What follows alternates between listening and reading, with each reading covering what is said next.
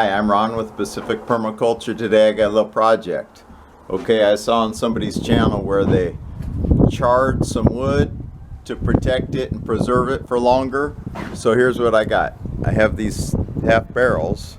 I'm going to try charring them on the inside and outside. Of course I'll have the water handy. But what I'm going to do it with, I have this thing they call a weed burner, propane torch kit.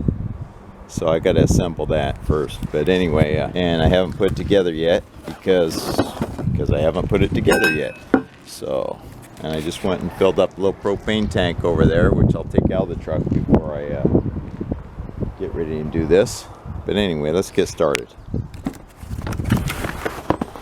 Got that part. Now I've used these before.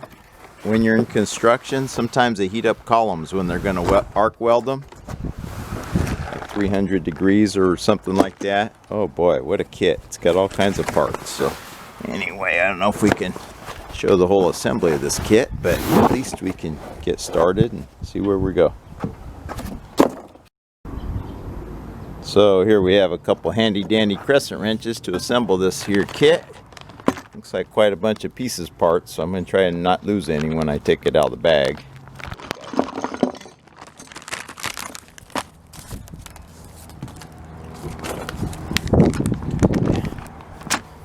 So what I'm going to do is take a look at it.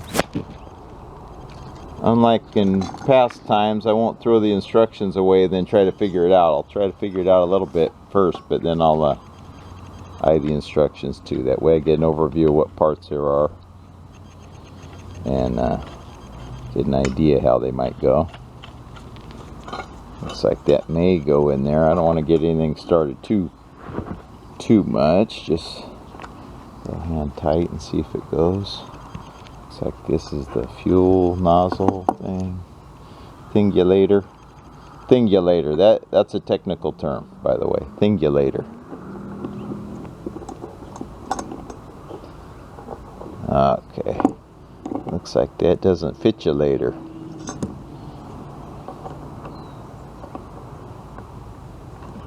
It goes that way. And you'll notice on here there's a cut in the nut. That means it's a left-hand thread. Okay, so it looks like they got the whole schema here, schematic. Parts list diagram. So, there we go. I'm going to compare these parts up. It looks like this hose is quite long. And then we got boulder dash. Always set something heavy on it like that so you can look at it without it blowing away. It looks like this piece, the nozzle piece, goes with, there's this little adapter piece, which is brass, goes in there, I think. I think so. I don't know, was it the same thread on either side? Maybe. Got to be real careful with brass because it'll get messed up easy, so you don't want to tighten anything until you very much have to. This one goes, it looks like this nozzulator goes here. Some would call a schnozzulator. So we're just going to kind of test fit these things loose. You know, we don't want to damage any threads or anything. You try not to.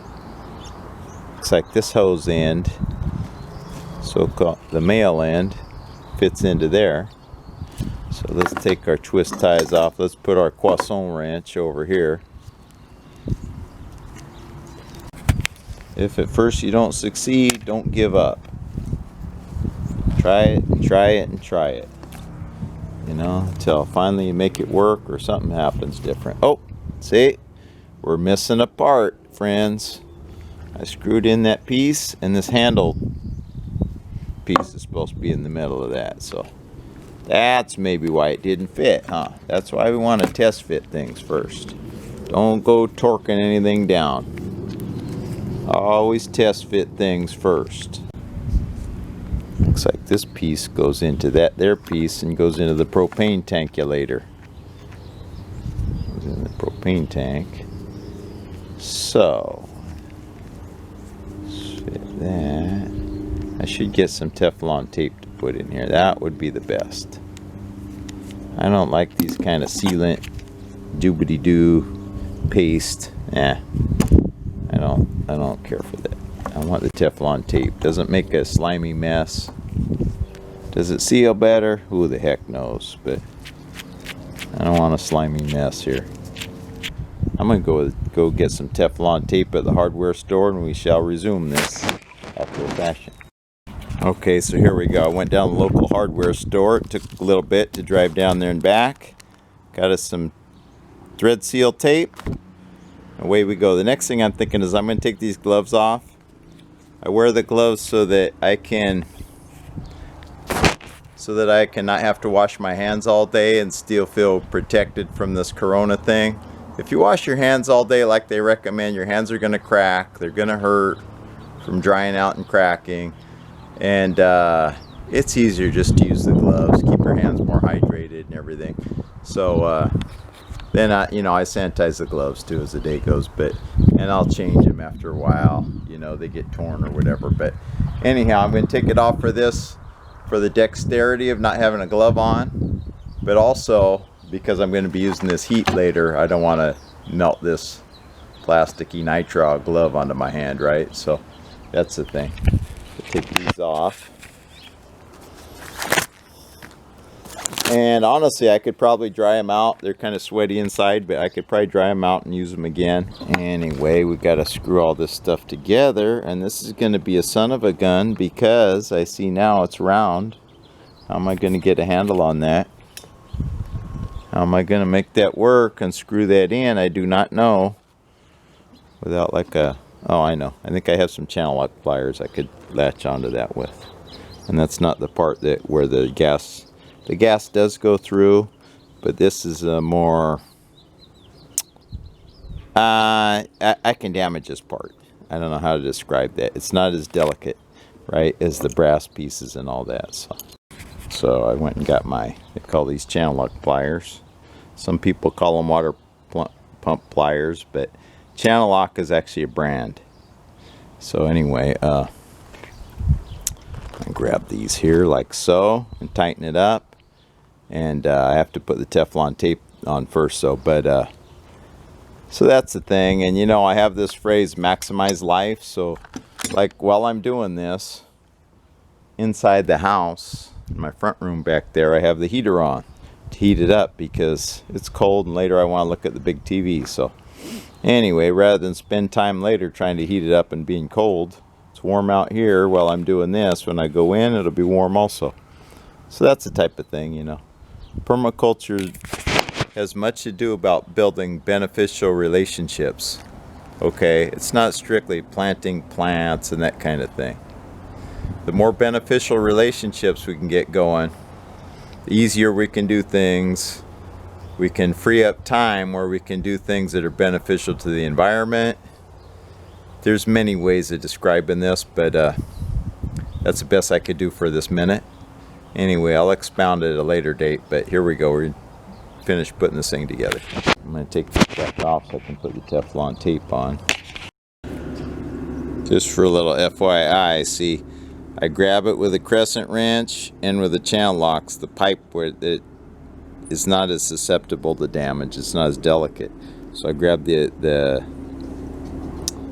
connector piece fitting with the crescent wrench because that's got nice square sides on it. I come into here. I'm going to wrap Teflon tape on this fitting and then I'm going to put this valve piece on. So let's see what we can get here. So what I've done here is I've put a couple wraps on this, and I'm going to break it, and then I'm going to start threading it into the fitting. Okay, so that's broken. I'm just going to wrap this some more. This is the way this screws on, apparently. So get that started, and then I'll tighten it up with my wrench, being careful not to get it too tight. So what I'm doing is simply put a crescent wrench on that flat part. I'm going to turn that and hold the pipe part back here, maybe with the channel locks again. Again, I want to tell that Have a little restraint when tightening these things. It's better that you have to tighten it a little bit more later than strip out the threads. Okay, so you're not torquing down a head bolt on an internal combustion engine. This is just a brass fitting, got to be assembled, so we don't want any gas leak out of here. But so with that, I move on to this piece, and that having been taped with a Teflon tape, I'm going to thread this in, or screw it in, depending on how you want to phrase it. Okay, in any case, that's the thing. Screw it into there, tighten that. So here we go, we got that piece on. So the next piece will be this fitting on the hose. So in other words, step by step, we do the same thing.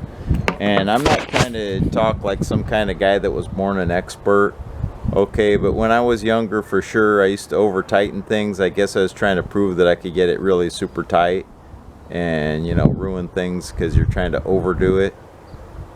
Don't do that. If you can avoid doing that, do it. So that's the thing. You don't want to ruin things by getting carried away on how tight you make it. It's not some kind of a macho contest putting things together. So that's the thing. Don't get caught up in all that. Just tighten it to the amount you need. Good enough. Just don't want it to leak, that's all. So here we go. We're hand tight. I'm going to put my wrenches on and tighten it some more. And then I think we'll be done. We just got to hook this up to the propane and light it and char these barrels and see how that goes. Aha, there was one more fitting I wasn't thinking of. This goes in here like this to attach to this to make a nice fitting that goes into the tank. So here we go.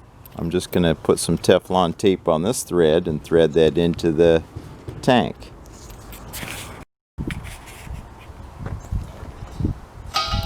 So remembering what we said, there's that cut on the hexagon part, the nut looking part. Okay, so that means it's left-hand thread. So left-hand thread spins to the left.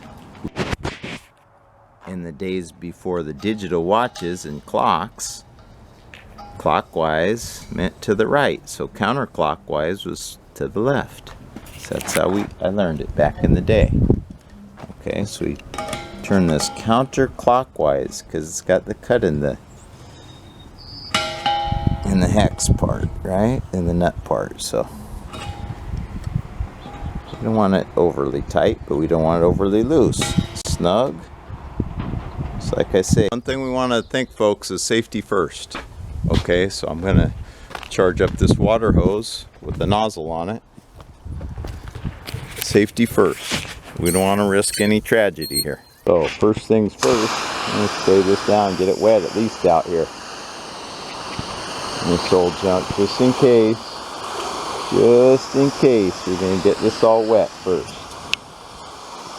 Doesn't hurt to have things wet when you're dealing with heat. Alright, so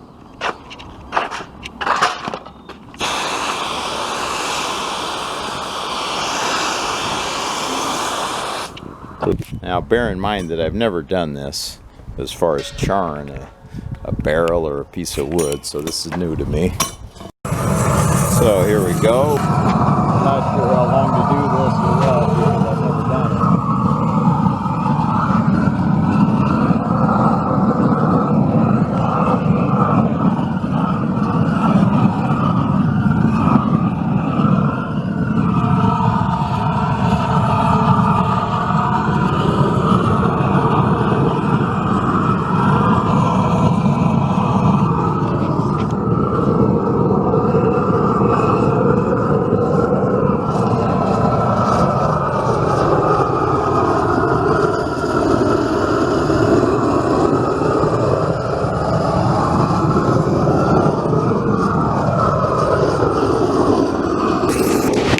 So if anybody out there knows a better way,